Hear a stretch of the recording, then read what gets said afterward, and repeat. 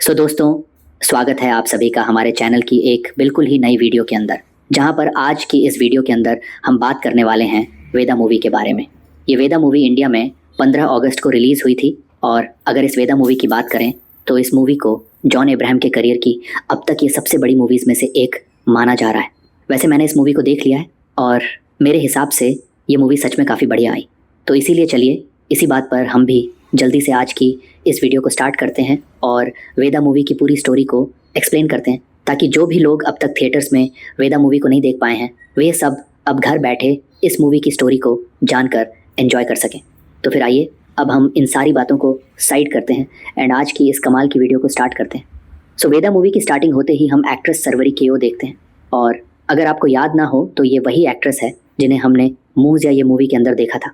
लेकिन हाँ, अगर बात करें वेदा मूवी की तो इस मूवी के अंदर इनका नाम वेदा होता है, यानी कि इस मूवी का जो नाम है वेदा वह इन्हीं के ऊपर रखा गया है। मूवी के स्टार्टिंग में हम ये देखते हैं कि वेदा रात को कहीं पर भागकर जा रही होती है और इसी टाइम पर उसके पीछे बहुत सारे गुंडे पड़े होते हैं जो कि उसे जान से मारने की कोशिश कर रहे होते हैं। बट ये नज़ारा देखकर हमें कुछ भी समझ नहीं आता है और इसीलिए कहानी आज से 6 महीना पास में जाती है। कहानी शुरू होती है आज से 6 महीने पहले राजस्थान के बाड़मेर ज़िले से, जहाँ पर हमें देखते हैं कि इसी बाड़मेर ज़िले के एक छोटे से गांव में वेदा रहती है। हमें पता लगता है कि वेदा के गांव और पूरे बाड़मेर डिस्ट्रिक्ट के अंदर कास्ट को लेकर बहुत ही ज़्यादा डिस्क्रिमिनेशन होता है और अब क्योंकि वेदा भी एक दलित कास्ट से होती है इसीलिए वेदा के साथ भी काफ़ी डिस्क्रिमिनेशन होता है। हम यहीं पर ही वेदा की फैमिली से मिलते हैं और हमें पता लगता है कि वेदा की फैमिली में उसके फादर, उसकी मदर, एक बड़ी बहन और एक सबसे बड़ा भाई भी है और वेदा, उसका बड़ा भाई और उसकी बड़ी बहन तीनों ही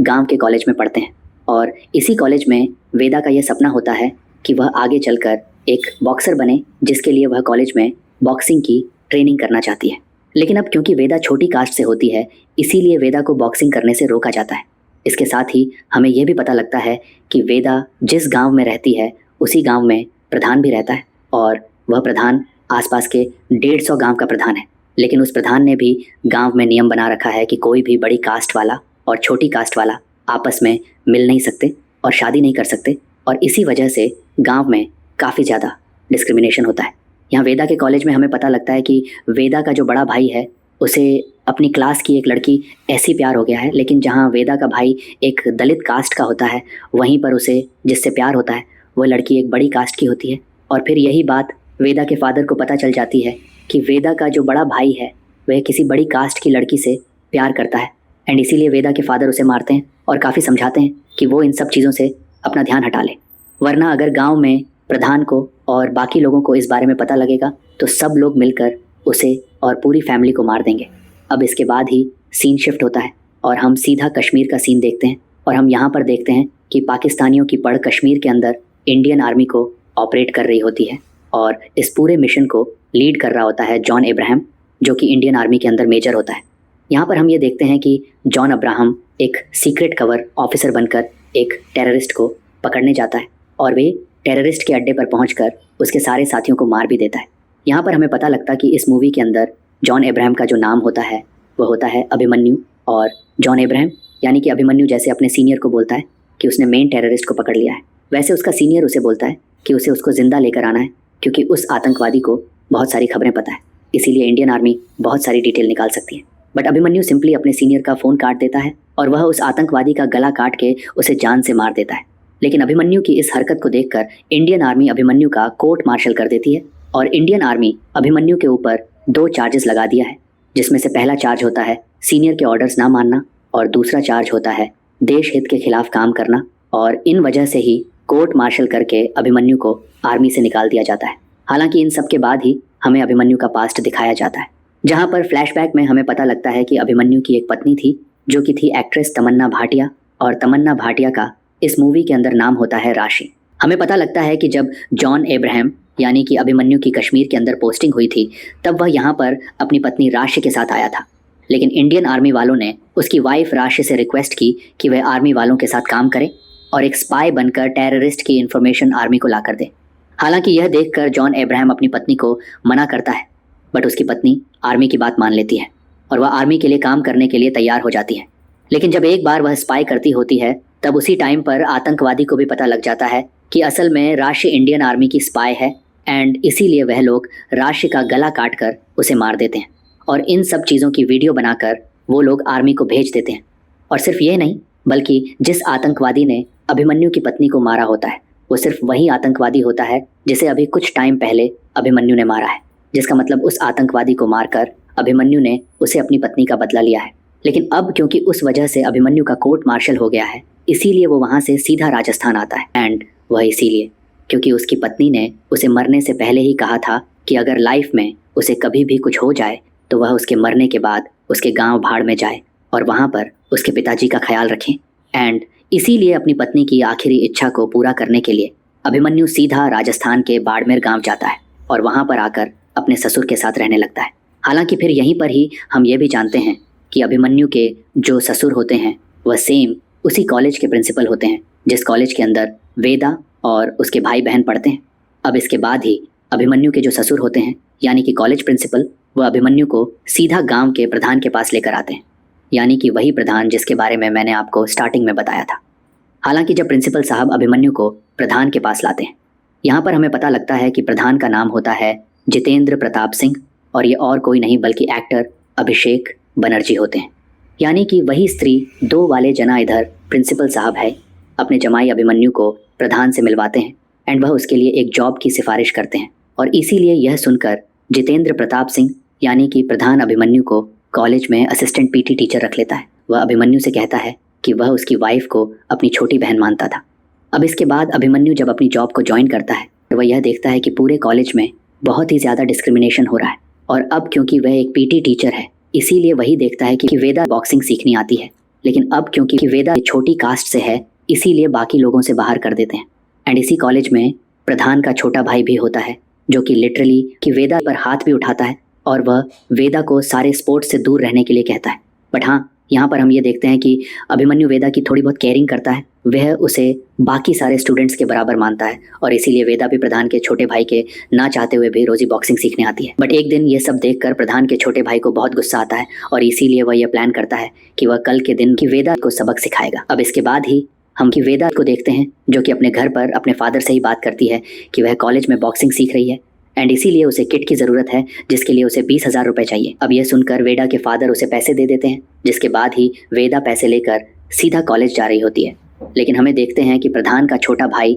अपने कई सारे दोस्तों के साथ मिलकर वेदा को रास्ते में घेर लेता है और वह उसे मारने लगता है। और वह ना सिर्फ वेदा को मारता है बल्कि उसके साथ ही वह वेदा के सारे पैसे भी फाड़ देता है। ये सब देखकर वेदा को बहुत बुरा लगता है, लेकिन तभी वह कॉलेज जाती है और वहाँ से सीधा अभिमन्यु के पास जाती है, जिसके बाद ही वह इन सब चीज़ों के बारे में अभिमन्यु को बता देती है। अब यह सब देखकर अभिमन्यु को बहुत ही ज़्यादा गुस्सा आता है। फिर इसीलिए वह अपने चेहरे को एक कपड़े से ढकता है और सीधा प्रधान के छोटे भाई के अड्डे के पास जाता है, उसी अड्डे में जहाँ पर वह अपने सारे दोस्तों के साथ अय्याशी कर रहा होता है। लेकिन वहाँ पर अगर अभिमन्यु उसे कमरे में बंद कर देता है, उसके सारे दोस्तों को बहुत बुरी तरह से मारता है। और अब क्योंकि उसका चेहरा कपड़े से ढका होता है इसीलिए कोई उसका चेहरा तो नहीं देख पाता, लेकिन प्रधान के छोटे भाई का एक दोस्त होता है जो कि उन सब की वीडियो बना लेता है। फिर इसीलिए प्रधान का भाई अपने भाई को वह वीडियो दिखाता है और वीडियो दिखाते हुए वह अपने भाई से कहता है कि मुझे लगता था कि हमारे पूरे बाड़मेर ज़िले में ऐसा कोई भी नहीं है जो कि मेरे पर या मेरे दोस्तों के ऊपर हाथ उठा सके। लेकिन फिर तभी वीडियो देखकर प्रधान अपने भाई से कहता है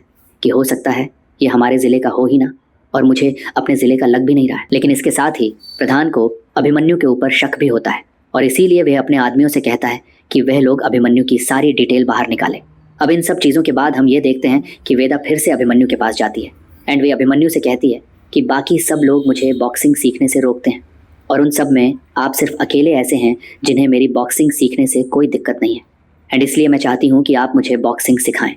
अब यह सुनकर अभिमन्यु राजी हो जाता है और वह वेदा को पर्सनल ट्रेनिंग देकर उसे बॉक्सिंग सिखाता, जिसके बाद ही काफ़ी महीनों की ट्रेनिंग के बाद वेदा काफ़ी ट्रेंड हो जाती है।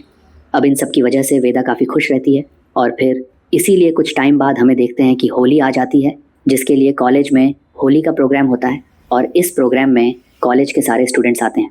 लेकिन यहाँ पर हम ये नोटिस करते हैं कि वेदा का जो बड़ा भाई होता है वह अपनी क्लास की उसी लड़की को साइड में लाकर उससे बातें करने लगता है जिससे वह प्यार किया करता था। बट प्रधान का जो छोटा भाई होता है वह उन दोनों को साथ में देख लेता है और अब क्योंकि वेदा का भाई छोटी कास्ट का है, वह जिस लड़की से प्यार करता है वह बड़ी कास्ट किया है। इसी वजह से प्रधान का भाई बवाल कर देता है और वह उन दोनों को अपने भाई के सामने पेश करता है। इसके बाद पूरे गांव में बैठक लगाई जाती है, जिस बैठक में बड़ी कास्ट के लोग ये कहते हैं कि प्रधान जी को वेदा के भाई को मार देना चाहिए। लेकिन जितेंद्र प्रताप सिंह यानी कि जिले का प्रधान वेदा के भाई को जान से नहीं मारता है, लेकिन वह वेदा के भाई से और वेदा के बाप से नाक रगड़वाता है और उनसे यह कहलवाता है कि वह आगे से ऐसा कुछ भी नहीं होने देंगे। लेकिन इन सारी घटनाओं के बाद ही हमें देखते हैं कि वेदा का जो भाई होता है वह लड़की लेकर भाग जाता है, और इसीलिए जैसे ही वह लोग भागते हैं वैसे ही पूरे गांव में बहुत ही बड़ा हल्ला हो जाता है। ये सब होने के बाद ही गांव की जो पुलिस होती है वह प्रधान के कहने पर वेदा और उसकी पूरी फैमिली को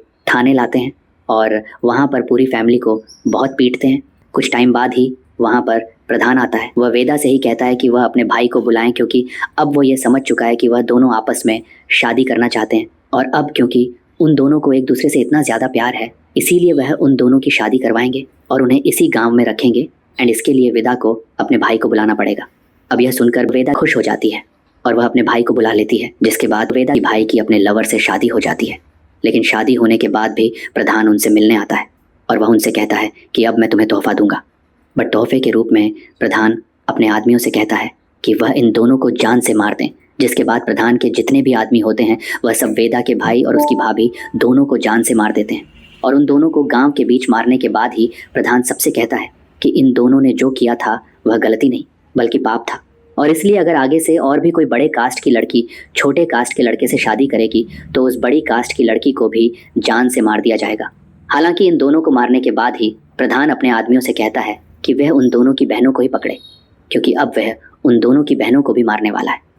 बड़ी बात सुनकर वेदा की बहन वहां से भागने लगते हैं, जिसके बाद एक गांव की पुलिस, प्रधान का भाई और उसके बाकी सारे आदमी उन दोनों को पकड़ने लगते हैं।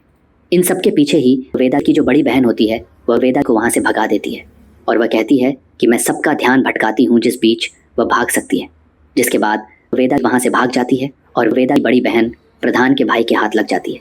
जिसके बाद भी प्रधान का भाई और सारे आदमी मिलकर वेदा की बड़ी बहन को भी जिंदा जलाकर मार देते हैं।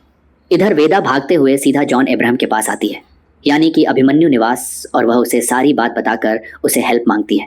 हालांकि जब वेदा जॉन अब्राहम के पास हेल्प मांगने आती है तब हम यह देखते हैं कि जॉन अब्राहम यानी कि अभिमन्यु वेदा को अपनी बाइक पर बिठाता है, उसे लेकर सीधा प्रधान के पास जाता है। जितेंद्र प्रताप सिंह यानी कि प्रधान के घर आने के बाद ही वह उससे बात करता है और अभिमन्यु प्रधान से कहता है कि आखिर वह लोग वेदा के पीछे क्यों पड़े हैं, और अगर इसके भाई ने इंटरकास्ट मैरिज कर भी ली तो उन्हें मारा क्यों गया। पर यह सब सुनकर प्रधान उससे कहता है कि यह सारे वह नियम कानून है जिसे हमारे पुरखों ने बनाए हैं, और इसीलिए ऐसे किसी भी गलती को कभी माफ़ नहीं किया जाएगा। अब इन सारी बातों के बाद ही हम ही देखते हैं कि प्रधान के जो 2-3 आदमी होते हैं वो वेदा को पकड़ने की कोशिश करते हैं, लेकिन जॉन अब्राहम सिंपली उन सबको पीट देता है। ये देखकर जो प्रधान होता है वह जॉन अब्राहम को मौका देता है और वह उससे कहता है कि तू मेरे सामने बहुत कमज़ोर है, और अगर तुझे इस लड़की को बचाने का शौक है तो खूब बचा, एंड मैं इसके लिए तुझे थोड़ा सा टाइम भी दे रहा हूँ। इसे जहाँ लेकर जा सकता है वहाँ चला जा, लेकिन कुछ टाइम बाद ही तो ये देखेगा कि मैं तुझे और इस लड़की को दोनों को ही पकड़ लूँगा और दोनों को ही मार दूंगा। इसके बाद ही जॉन अब्राहम वेदा को लेकर वहाँ से निकल जाता है और फिर वह दोनों सिंपली एक एम्बुलेंस की बस लेते हैं और उसे लेकर वहाँ से जाने लगते हैं। अब जॉन अब्राहम का ही प्लान होता है कि वह वेदा को यहाँ से लेकर जाएगा और कहीं दूर ले जाकर वेदा को उसके किसी रिश्तेदार के यहाँ छोड़ देगा, लेकिन यहाँ पर जॉन अब्राहम जैसी वैन चलाकर थोड़ा सा आगे जाता है। वैसे ही 2 मिनट बाद ही गांव की पूरी पुलिस फोर्स, प्रधान का भाई, उसके सारे दोस्त और प्रधान के सारे आदमी उनके पीछे पड़ जाते हैं और वह उन्हें पकड़ने के लिए उनकी गाड़ी पर अटैक करने लगते हैं। और इसीलिए यहाँ पर एक बहुत ही बेहतरीन फाइट सीन आता है, जिस फाइट सीन के अंदर जॉन अब्राहम उन सबको बहुत बुरी तरह से बीट करता है। अब इन सब से बचते बचाते हुए जॉन अब्राहम यानी कि अभिमन्यु वेदा को दूसरे गांव ले आता है, जिस गांव में वेदा का मौसा रहता था, और वहाँ पर अगर वेदा अपने मौसा को सारी बातें बताती है एंड वह अपने मौसा से हेल्प मांगती है। ये सुनकर उसका मौसा कहता है कि वह उसकी हेल्प करेगा। वेदा का जो मौसा होता है वह चुपके से कुछ टाइम बाद बाहर जाता है और घर को बाहर से लॉक कर देता है, और फिर वह जल्दी से प्रधान को कांटेक्ट करके उसके आदमियों को बुला लेता है, जिसके बाद एक गांव की पुलिस और प्रधान के आदमी वहां पर आते हैं ताकि वह लोग वेदा और जॉन अब्राहम को पकड़ लें और उसे मार दें। लेकिन यहाँ पर हम ये देखते हैं कि जब वह लोग आते हैं तब उसके कुछ टाइम पहले जॉन अब्राहम इन सब के बारे में समझ जाता है और वही जान जाता है कि वेदा के मौसा ने उन्हें धोखा दिया है। एंड इसके लिए जैसे ही पुलिस फोर्स और प्रधान के आदमी वहाँ पर आकर फायरिंग करते हैं, वैसे ही हमें पता लगता है कि अभिमन्यु और वेदा उस घर से बाहर निकल चुके हैं और वह बाहर आकर पुलिस फोर्स से फाइट करने लगते हैं।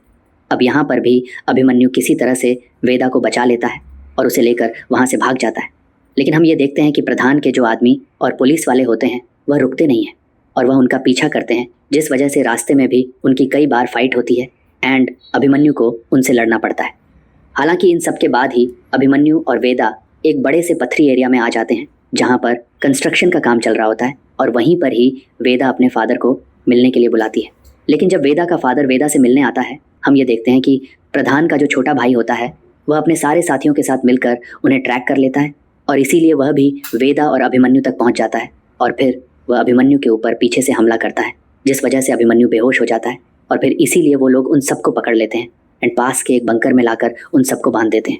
जहाँ पर आने के बाद जब जॉन अब्राहम की आंखें खुलती हैं तब वो ये देखता है कि प्रधान के छोटे भाई और उसके साथियों ने उसे और बाकी सबको बांध रखा है। अब यहीं पर ही प्रधान का छोटा भाई वेदा को बहुत ही ज़्यादा ह्यूमिलिएट करने लगता है एंड वो उसे ये भी कहता है कि उसने जिस तरह से उसकी बहन को जलाकर मारा और उसके भाई को मारा, वैसे ही अब वह वेदा और उसके फादर को भी मार देगा। लेकिन फिर ये सारी बातें सुनकर वेदा को बहुत ही ज़्यादा गुस्सा आता है, इसीलिए वह प्रधान के छोटे भाई के ऊपर अपने सर से हमला करती है। और फिर इसके बाद ही हम ये देखते हैं कि इसी टाइम पर अभिमन्यु भी अपनी रस्सियाँ खोल लेता है और जल्दी से वेदा और उसके फादर की भी रस्सियाँ खोल लेता है, जिसके बाद अभिमन्यु उन सबको मारता है और प्रधान के छोटे भाई को वहाँ पर बांध देता है। और सिर्फ ये नहीं बल्कि बांधने के बाद ही वह प्रधान के छोटे भाई की बॉडी में टर्मिनेट फिट कर देता है। उसे थोड़ी ऊपर जो बंकर का गेट होता है उसके जरिए एक लालटेन को बांध देता है और वह लालटेन सीधा प्रधान के भाई के सर पर होता है,